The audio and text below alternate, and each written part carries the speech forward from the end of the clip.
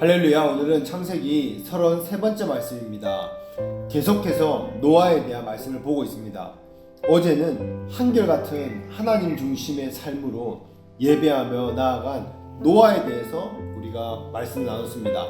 오늘은 노아와 아들들에게 주신 하나님의 축복과 언약에 대해서, 그리고 하나님의 원칙에 대해서 나누겠습니다. 먼저 하나님께서 노아와 그 아들들에게 어떤 복을 주셨습니까? 창세기 9장 1절 말씀입니다. 하나님이 노아와 그 아들들에게 복을 주시며 그들에게 이르시되 생육하고 번성하여 땅에 충만하라. 아멘. 하나님께서 노아와 그 아들들에게 복을 주십니다. 생육하고 번성하여 땅에 충만하라 말씀하십니다. 이 복은 처음 말씀하신 복이 아닙니다. 어디에서 나왔습니까? 창세기 1장 28절에 처음 인간을 지으시고 원래 주셨던 그 축복들입니다. 이것을 하나님께서는요 다시 회복해 주십니다. 재확인시키는 것입니다. 노아와 가족들이 비록 8명 뿐이지만 그들을 통해서 다시 인류를 번성시키고 축복을 하신다는 것입니다. 이것을 볼 때 하나님이 이 땅에 사는 동안 그 주신 축복은 이 땅에 인간들이 번성하는 것입니다. 땅에 충만하는 것이 하나님의 창조의 목적입니다. 하나님의 뜻이 있기 때문에 이런 명령을 하시는 것입니다. 창조 원리를 회복하는 것이 오늘날 우리 그리스도인들의 사명이라고 말씀합니다. 그 중 하나가 바로 이 땅에 충만하라 하는 말씀입니다. 그런데 이 세상의 제도와 원리는요 어떻습니까? 항상 창조 원리를 거스르는 방향으로 나아갑니다. 예를 들어서 전 세계적으로 아이를 낳지 않고 살고자 하는 세상의 풍조가 있습니다. 이것은 하나님의 창조 원리가 아닙니다. 자신의 편리와 쾌락을 위한 선택인 것입니다. 사단은 항상 이 세상 풍습을 주관하고 있습니다. 그래서 오늘날뿐만 아니라 앞으로도 이 세상이 존재하는 동안에는요 항상 하나님의 창조 질서를 거스르는 방향으로 이 풍습을 유지하게 되는 것입니다. 이 세상이 스스로 하나님의 창조 질서대로 회복되는 일은 없을 것입니다. 그래서 이 일은 반드시 교회를 통해서, 우리를 통해서 이루어가야 될 영적 전투에 속하게 되는 것입니다. 우리는 창세기 1장과 2장에서 결혼의 목적에 대해서 나누었습니다. 결혼을 만드신 하나님의 창조 질서는 하나님의 영광을 위한 것이었습니다. 결혼은 인간 행복이나 쾌락 추구가 최종 목적이 아닙니다. 그래서 자기 생각대로 자기를 위해서 결혼하던 이 노아의 시대, 그래서 홍수 심판을 받게 된 것입니다. 사람들이 자기 원하는 결혼이 아니라 하나님의 창조 질서에 따라 결혼하기를 하나님은 원하시는 것입니다. 그리고 그 결혼의 목적 중 하나가 땅에 번성하여 충만할 사명이 있는 것입니다. 그런데 요즘에는 결혼을 해서 남녀가 자기들의 인생을 행복하게 조금 더 즐겁게 살려고 결혼하고 자녀를 갖지 않는 것, 그것을 목적으로 두고 삽니다. 그것을요 부담스럽게도 생각합니다. 자기 인생의 편리를 위해서 부담이 되기 때문에 자녀를 낳지 않으려고 하는 것입니다.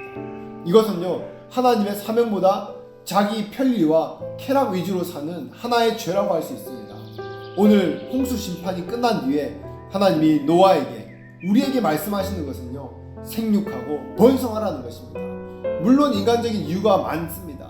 아이를 여러 명 낳으면 어떻게 먹여 살리고 학원비는 어떻게 내고 식비는 어떻게 내냐, 그 농사를 누가 다 짓습니까? 말이 됩니까? 이렇게 따지고 하나님께 반박합니다.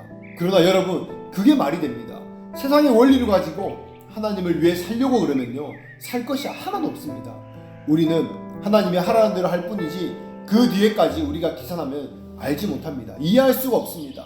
깊은 데로 가서 그물을 던져라 내려라 할 때 우리는 순종하면요 그냥 되는 것입니다. 내렸을 때 안 잡히면 어떡하냐, 그것은요 우리의 책임이 아닙니다. 생육하고 번성해서 땅의 인구 밀도가 높아지면 그럼 어떻게 되냐, 먹을 게 없으면 어떻게 되냐, 굶어 죽으면 어떻게 되냐, 그때는요 하나님께서 알아서 하십니다. 세상이 끝날 수도 있고 우리는 알 수가 없습니다. 그 영역은요 우리가 상관할 부분이 아닙니다. 그것까지, 그 이상까지 우리가 염려 안 될, 우리가 무엇을 할 수 있습니까? 아무것도 되지 않습니다. 그 부분은 저도 모르고 아무도 모릅니다. 그러나 분명한 것은요 하나님 말씀대로 살아야 한다는 것입니다. 두 번째 하나님이 주신 축복은요 2절에 말씀합니다. 창세기 9장 2절입니다. 땅의 모든 짐승과 공중의 모든 새와 땅에 기는 모든 것과 바다의 모든 고기가 너희를 두려워하며 너희를 무서워하리니 이들은 너희 손에 붙였음이라. 아멘. 모든 동물들을 사람의 손에 붙였다, 사람의 지배, 사람의 주권 아래에 뒀다는 말입니다. 우리도 이 말씀을 통해서요, 창세기 1장에 이미 다 봤습니다. 모든 동물뿐만 아니라 피조물들에 대해서 사람에게 다스리고 정복하라는 그런 위임 권위를 하나님께서 우리에게 주셨습니다. 그것을 오늘 다시 회복시키기 원하십니다. 아멘. 그런데 창세기 1장과 9장에서 권리를 주신 것에 다른 부분이 있습니다. 인간이 죄를 짓기 전에 모든 피조물을 다스릴 때요, 특별히 생명이 있는 동물들을 다스릴 때 하나님은 인간에게 인격적인 권위로 동물을 다스릴 권세를 주셨습니다. 인격적으로 모든 만물은 사람 앞에 굴복하게 되어 있었습니다. 예를 들어 사자를 보고요, 야 내가 지금 빨리 가야 되니까 빨리 와라 이러면요, 사자가 싫어요 걸어가세요 이렇게 대답하지 않습니다. 이렇게 말하겠습니까? 아닙니다. 당장 와서 타고 가는 것입니다. 그리고 우리가 만약에 배가 고파서 내가 갈치를 구워 먹고 싶다, 갈치야 5마리만 올라와라 그러면요, 자기 주인이 사람에게 잡혀 먹고 싶어서 그것이 영광으로 생각해서 서로 올라오려고 했을 것입니다. 이사야서 말씀에 이렇게 말씀합니다. 사자와 어린아이가 같이 놀고 독사굴에 손을 넣고 물지 않습니다. 그게요 가능합니다. 사람이 주권자인데 독사나 사자가 물 수가 없었던 것입니다. 우리가 하나님의 창조 질서 안에 있으면 내 밑에 있는 피조물들을 굴복하게 되어 있습니다. 그래서 정복하고 다스려야 하는 것입니다. 그런데 노아 홍수 심판 이후에 다시 사명을 줄 때는 차이가 있습니다. 죄가 없을 때 준 이 계명과 죄 있을 때 인간에게 준 이 계명 차이가 무엇입니까? 동물들을 다스리기는 다스리는데 이제는 인격적인 권위가 아니고 강압적인 힘으로 다스려야 합니다. 권위로 다스리는 게 아닙니다. 이제 인격적인 권위는 없어졌습니다. 이제는요, 강압적인 힘과 무력으로 지배당하게 되어 있습니다. 왜 그랬습니까? 인간이 하나님 앞에 비인격적인 반역의 죄를 지었기 때문입니다. 그러니까 인간이 동물에게 인격적인 권위를 가졌을 때는 동물들이 사람을 두려워하지 않았습니다. 사람이 또 동물을 두려워하지 않았습니다. 잡아먹는다 그래도요, 두려워하지 않았습니다. 그런데 동물들을 말 안 들으면 몽둥이로 팬다, 밥 안 준다, 비인격적으로 대하니까 동물들도 우리에게 비인격적으로 대응하는 것입니다. 비인격적이다라는 말은요, 반항한다라는 뜻입니다. 그래서 이제 모든 동물들이요, 사람을 두려워하게 되었습니다. 주인을 존경하면서 따라야 되는데 존중하지 않고 순종하지 않고 지배당하는 관계가 되어야 되는 것입니다. 이제는 두려워하고 피하고 도망하고 반역하고 심지어 모기는 어떻습니까? 피도 빨아먹고 사자는 잡아먹고 뱀도요, 사람도 잡아먹습니다. 완전히 어지러운 시대가 되어버렸습니다. 여러분, 우리가 창세기의 말씀으로 만물을 보면요, 원리가 다 있습니다. 원래 사람들이 동물에게 말하면요, 그 말귀를 다 알아들었습니다. 그래서 나귀가 발람 선지자에게 왜 때리냐, 구약성경에 그런 얘기가 나옵니다. 그러나 타락 이후에는요, 우리가 소통이 없어졌습니다.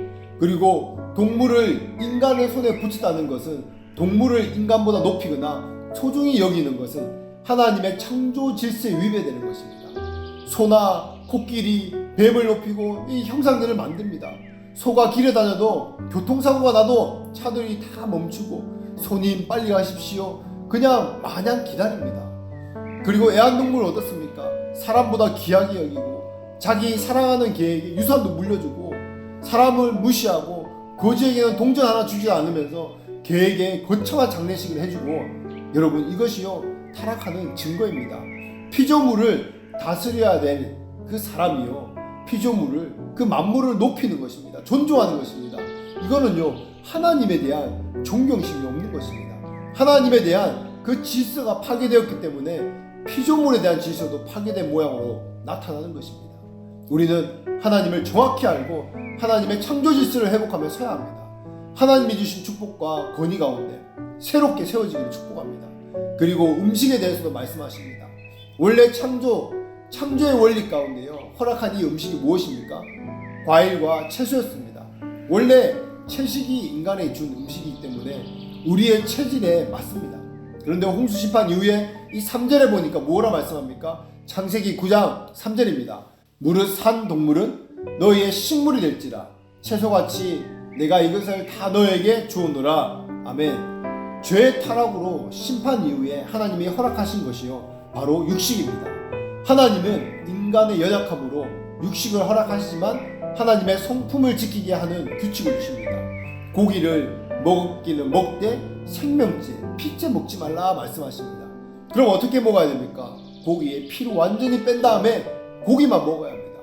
그런데 몸에 좋다고 사슴피, 노루피 다 먹는 사람들도 있습니다. 유대인들도 지금 이 말씀을 아주 철저하게 지키고 있습니다. 비행기 탈 때, 식당에 갈 때 등 절대 그 육식을 먹지 않습니다. 자기 집에서 고기를 먹을 때만 그 고기를 먹습니다. 짐승을 잡을 때 피를 빼고 그 다음에 물에 담궜다가 며칠씩 피를 완전히 뽑은 다음에 그리고 그 고기 요리를 해서 먹습니다.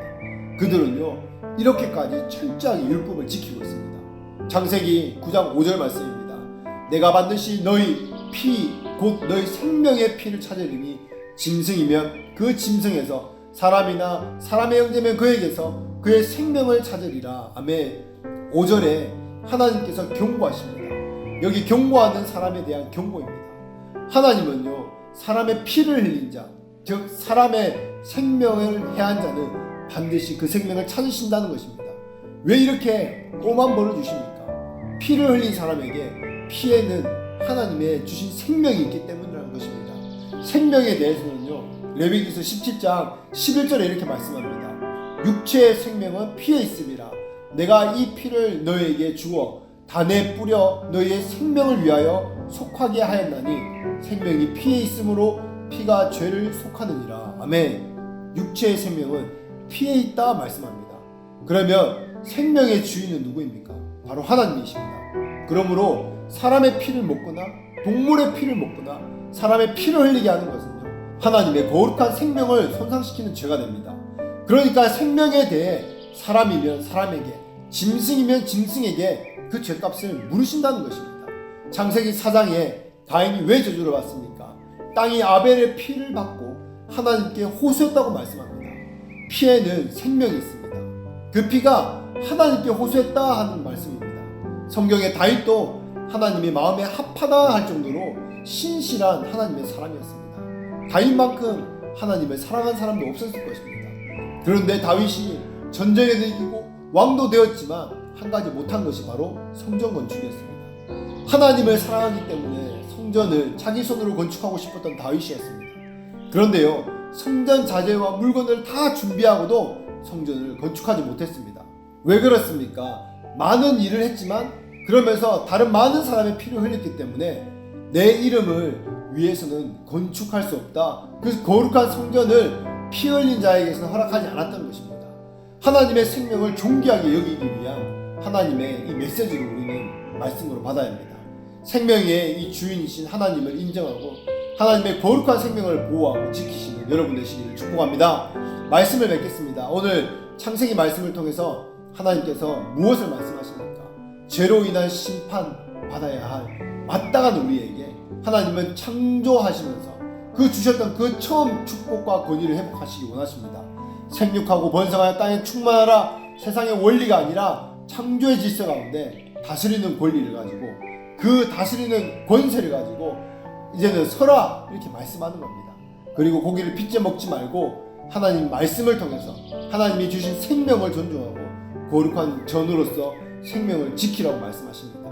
오늘 말씀 가운데 반응하며 세상의 방법과 유행과 흐름이 아닌 하나님의 창조의 질서를 회복하며 생명의 풍성함으로 회복된 권위로 거룩한 성전으로 서는 여러분 한 분 한 분 되시기를 예수 이름으로 축복합니다. 아멘.